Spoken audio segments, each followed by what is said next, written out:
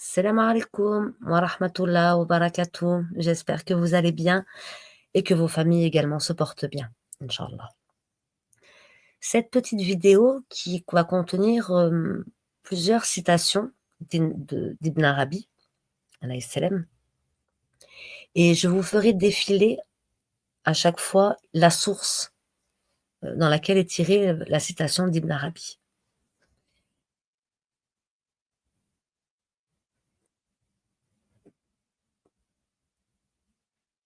Donc, les citations d'Ibn Arabi constituent le patrimoine spirituel de l'humanité.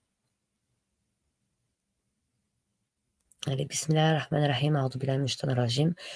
Donc je vous précise, ce ne sont ni des versets du Coran, ni des hadiths du prophète sallallahu alayhi wa sallam, mais ce sont les citations d'un grand saint de la religion musulmane, de l'islam. Qu'Allah lui fasse miséricorde et qu'Allah lui accorde des hauts degrés au paradis. Amen.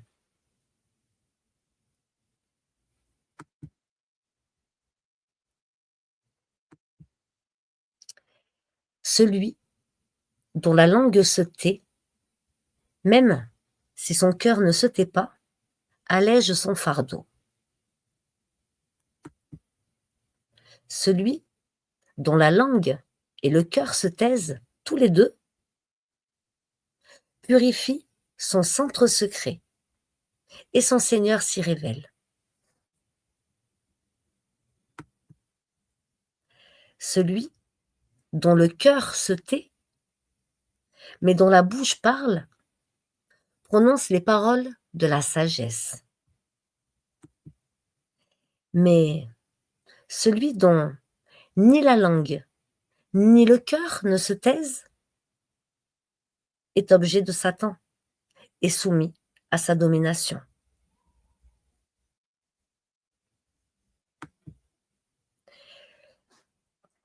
Le silence de la langue est un des traits ordinaires de tous les hommes spirituels et de tous les maîtres de la voix.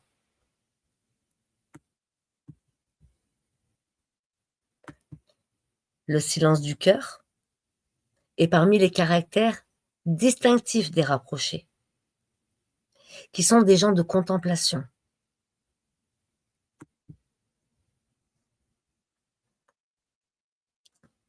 Le hal, l'état que le silence assure aux progressants, est la préservation des malheurs, et celui qu'il favorise chez les rapprochés est l'entretien dans la familiarité seigneuriale. Donc c'est la citation 3964, la parure des Abdal.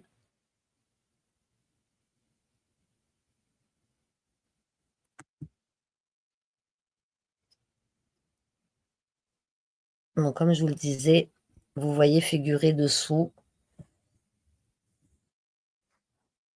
qui défile la citation, la référence de la citation.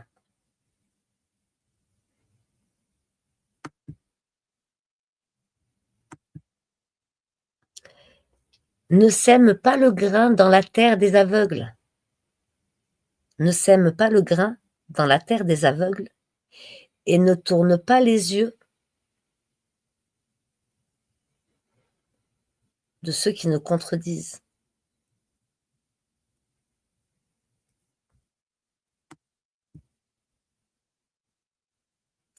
Ne sème pas le grain dans la terre des aveugles et ne tourne pas les yeux ceux qui nous contredisent.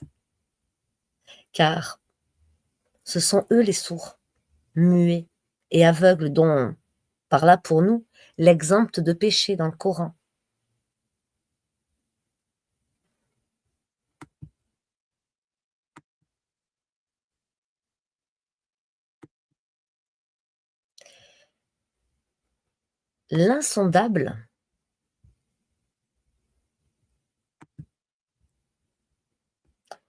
L'insondable faiblesse de l'homme laisse place au désir commandé par sa propre nature. L'inévitable solution est donc le combat moral aux passions.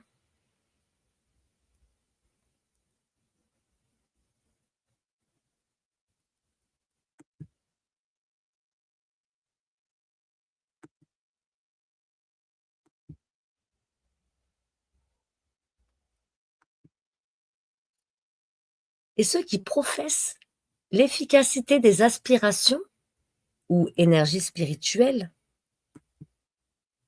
ne cessent de se tenir sur les voies claires et précises jusqu'à ce que des panneaux annonciateurs brillent pour eux.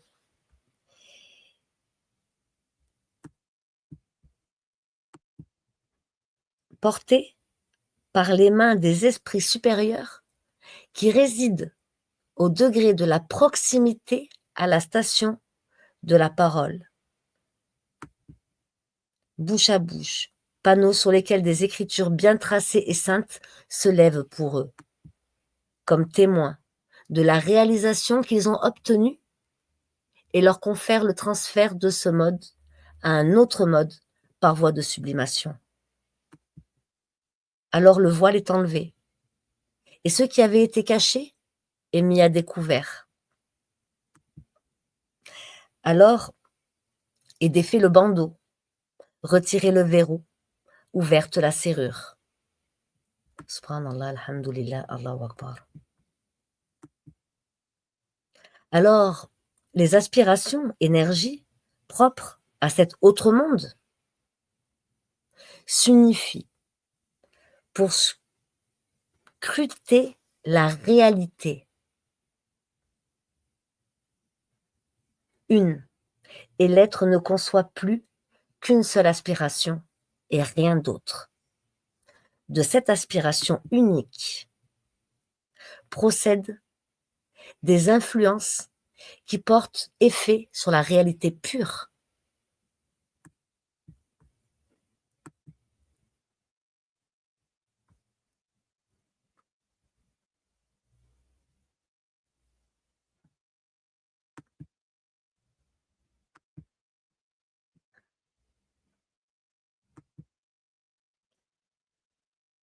Prie pour le bien de celui qui a été injuste envers toi, car celui-ci t'a préparé du bien pour ta vie future. Prie pour le bien de celui qui a été injuste avec toi, car celui-ci t'a préparé du bien pour ta vie future. Si tu pouvais voir ce qu'il en est réellement, tu te rendrais compte que l'injuste t'a vraiment fait du bien pour la vie future. Alors, la récompense du bienfait ne doit être que le bienfait. Du reste, le bienfait dans la vie future est permanent, éternel. Ne perds pas de vue cet aspect des choses et ne sois pas trompé par le fait des dommages qui te résultent ici-bas, par l'injustice dont tu as été l'objet et dont tu es l'objet. Il faut considérer cet inconvénient comme le médicament désagréable que doit absorber le malade lorsque celui-ci sait quelle utilité il en tirera finalement. L'injuste joue donc un rôle équivalent. Prie donc pour qu'il ait tout bien.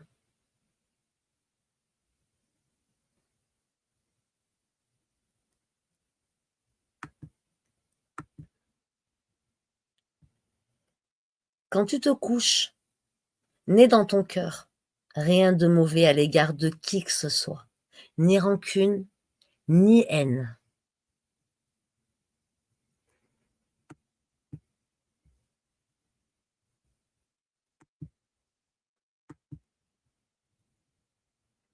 Il est prairie pour les gazelles, couvent pour les moines, temple pour les idoles, Mecque pour les pèlerins, tablette de la Torah et livre du Coran. Je suis la religion de l'amour. Partout où se dirigent ces montures, l'amour est ma religion et ma foi. Oui, l'amour est ma religion et ma foi.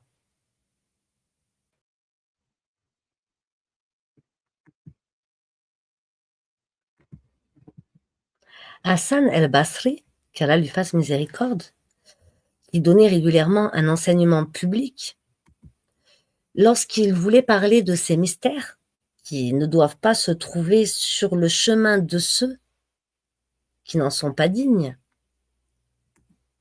appela à part Farkad el-Sabaki et Malik ibn Dinar, ainsi que les autres présents d'entre les gens du goût initiatique, en fermant la porte aux autres, traitant de ces matières en séance intime. S'il n'y avait pas eu une nécessité d'observer le secret, il n'aurait pas procédé de cette façon.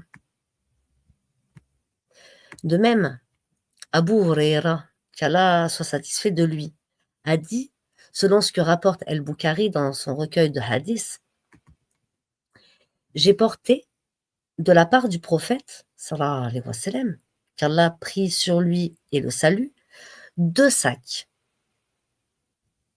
J'ai porté, de la part du prophète, sallallahu alayhi wa sallam, 2 sacs. L'un, je l'ai dispensé entre vous tous. Et l'autre, s'il s'agissait d'eux-mêmes, on me couperait la gorge. » De son côté, Ibn Abbas, qu'Allah soit satisfait de lui, en parlant du verset « Allah qui a créé 7 voûtes célestes et autant de terres », le commandement descend entre elles. C'est dans la sourate 65 au verset 12, dans la traduction du sens de ces versets. Donc, de son côté, Ibn Abbas, déclarait « Si je vous disais quelle en est l'interprétation ésotérique, vous me lapideriez en disant que je suis un infidèle. » D'autre part, Ali ben Abi Talib, alayhi salam, frappait sa poitrine en disant « Ah, en vérité, ici, il y a force, science. Si seulement je trouvais des êtres qui puissent les porter. »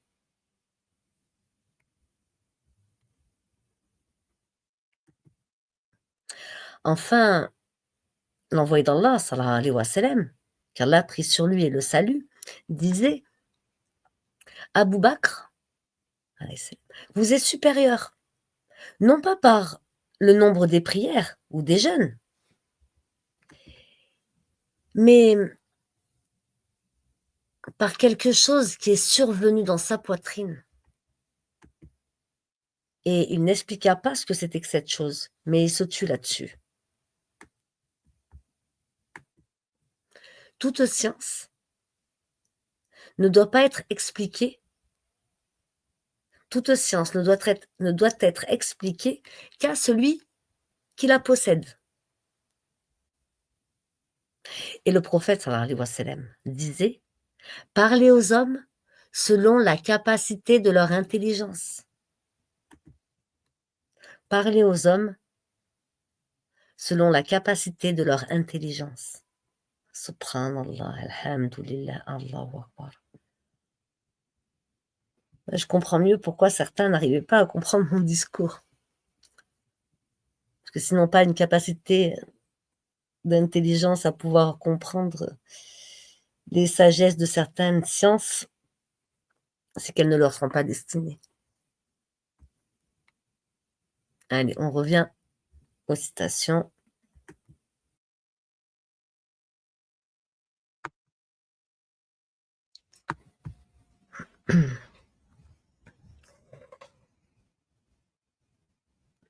Tandis que l'ascète se plaît à renoncer au monde et que celui-ci se confie à Allah, repose entièrement sur son Seigneur.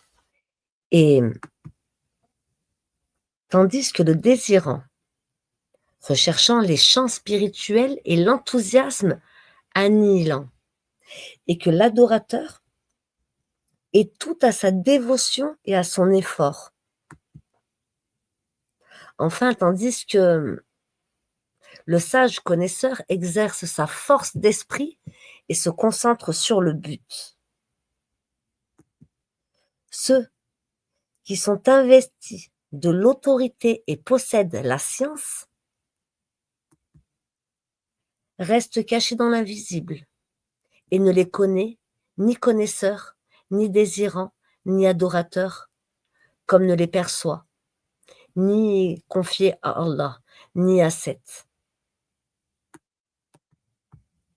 La Seth renonce au monde pour en obtenir le prix. Le confiant se remet à son Seigneur pour atteindre son dessein. Le désirant recherche en enthousiasme pour abolir le chagrin. L'adorateur fait du zèle dans l'espoir d'accéder à la proximité. Le connaisseur sage vise par sa force d'esprit l'arrivée. Mais la vérité ne se dévoile qu'à celui qui efface sa propre trace et perd jusqu'à son nom. La vérité ne se dévoile qu'à celui qui efface sa propre trace et perd jusqu'à son nom.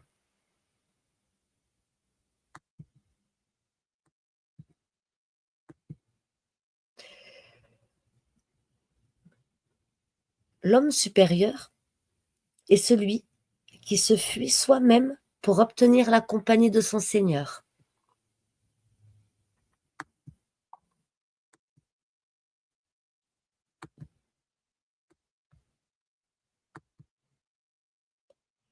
La solitude procure la connaissance du monde.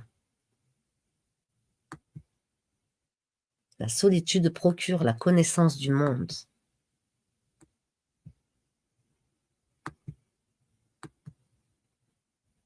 Celui qui s'attache à la solitude découvre le secret de l'unicité divine. Subhanallah, alhamdulillah, Allahu akbar.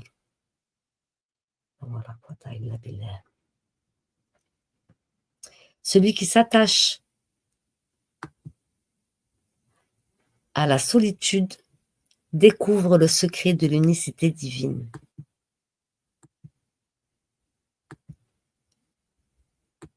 Celui dont la langue se tait, même si son cœur ne se tait pas, allège son fardeau.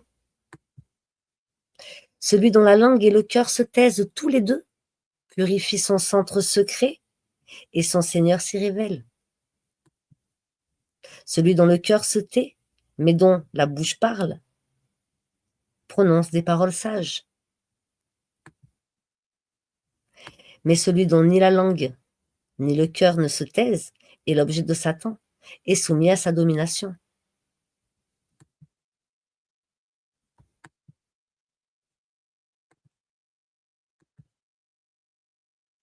Le silence de la langue est un des traits ordinaires de tous les hommes spirituels et de tous les maîtres de la voie.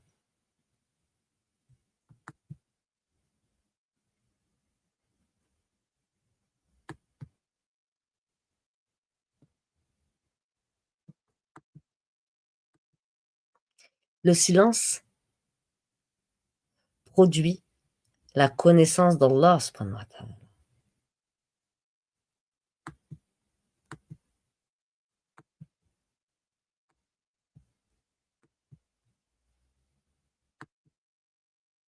La veillée, le fait de veiller, confère la connaissance de l'âme. La veille confère la connaissance de l'âme.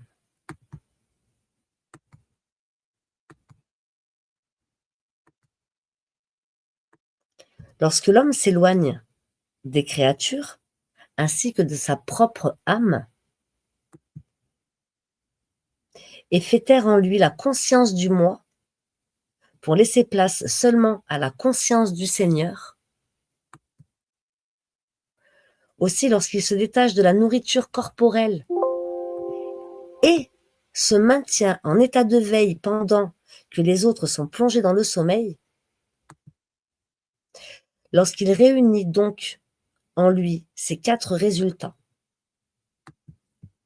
sa nature humaine est transmuée en nature angélique. Sa servitude est changée en seigneurie. Son intelligence est convertie en faculté intuitive. Sa réalité invisible devient manifeste. Voilà pour cette première partie de vidéo. Enfin, cette première partie des citations d'Ibn Arabi.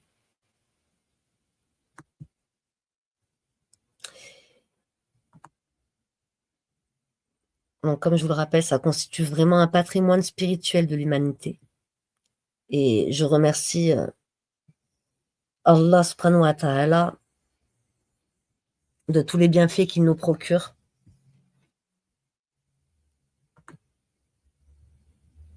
Il met les causes pour nous afin de nous améliorer, afin de nous ramener vers lui, et à lui vont nos louanges.